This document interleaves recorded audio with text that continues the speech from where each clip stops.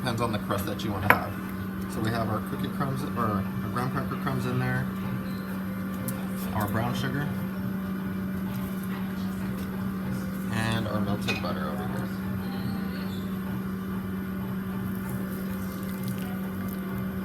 Alright, we're going to go ahead and break that down.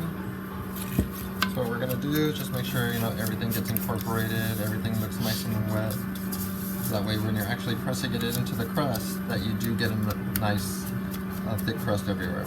If you ever notice that it looks really, really dry, a lot of times it's not going to stay in the recipe, but add a little bit more butter, so that way you can go ahead and make sure that it does stay nice and firm.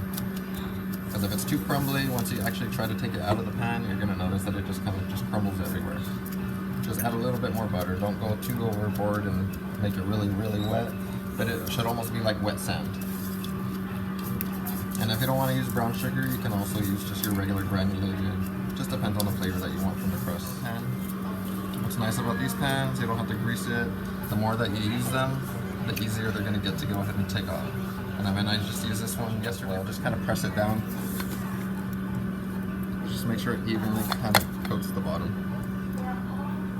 If you want to get even fancier, you can make it go along the sides, but sometimes it comes out a little bit, it's a little harder to do that.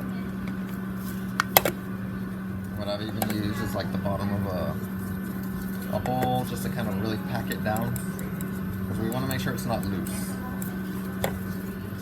It's not going to go ahead and take out a lot of the air that we're going to add with the eggs. Eggs have a lot of air in them. You take it out, you're allowing it to go ahead and just beat it to a complete pulp, and that binding agent is now just going to keep it nice and solid. We'll put a cherry on it. Sorry.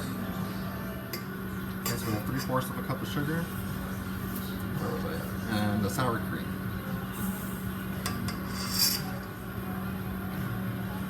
At room temperature.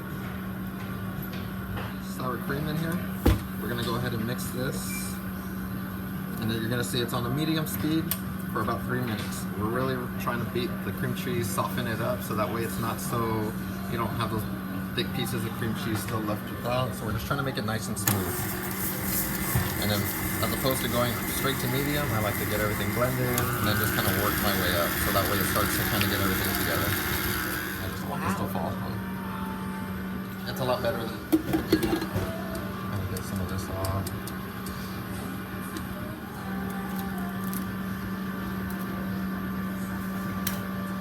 We're gonna add in some lemon juice. I believe it says 2 teaspoons, so...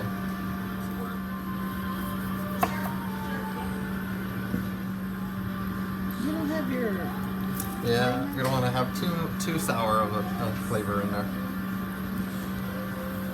And I think it's 1 teaspoon of vanilla extract. Paste.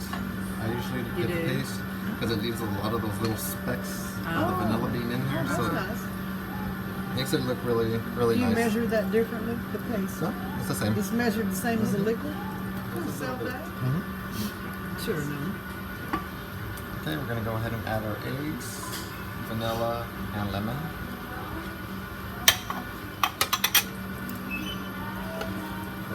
Lower this down. It says a medium-high speed. You don't have to go so fast. You can just go ahead and do it at your own pace. Just make sure everything gets blended. Once it gets blended, that's when you want to stop. You don't want to overbeat it because, again, the eggs have all that air. So we want to make sure that it fluffs up as opposed to just being real dense and everything just kind of mixed together, since eggs are your binding agent, which is just going to kind of help everything kind of incorporate together so it cooks evenly. So we're just going to kind of slowly go ahead and get our filling in. I just want you to see how smooth it is as opposed to just being something really... Just kind of jiggle it around, make sure it's kind of smooths out.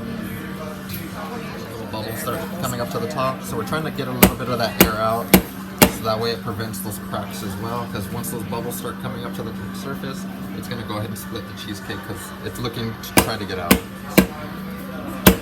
Now that I did not know. Even with regular cakes. Yes. Like as a cherry, I would have broken down the cherries a little bit more, but normally I'll put them in there, and then I'll use like maybe like a toothpick or something, or a knife, just to kind of make the designs in there. And then once you actually go to cook it, it comes out really nice. Like, I'm gonna go ahead and use that to lift off right here. And go ahead and put that in our Instapot. Again, you can leave it like this. And just make sure it's even on both sides.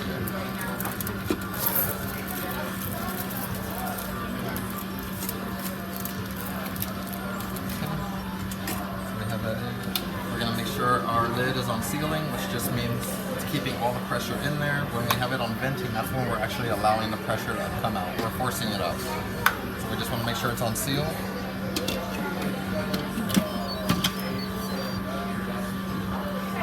Make sure it's on seal. We're going to set it for 28 minutes on pressure cook. I already have it from yesterday. So, but the plus and the minus would give you the... Right, so if you wanted to do the minutes, you have it right here, 28. So it's not going to start right away. It has to build up the pressure. Once the pressure is built up, that's when your countdown timer is going to start.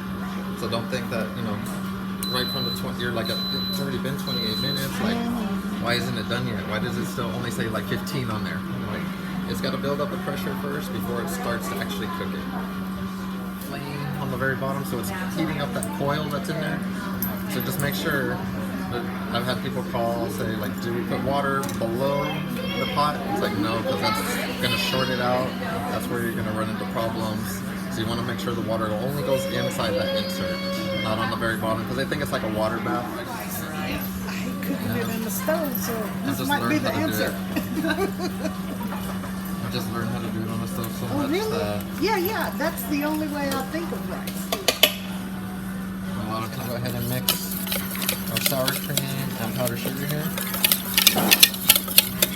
Just until it's smooth.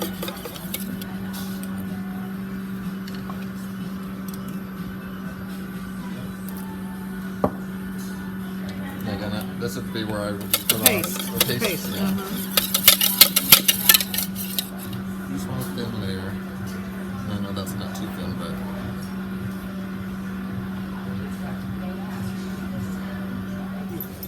As soon as you finish. Oh, really? Yeah. And good to go. Yeah, you're done.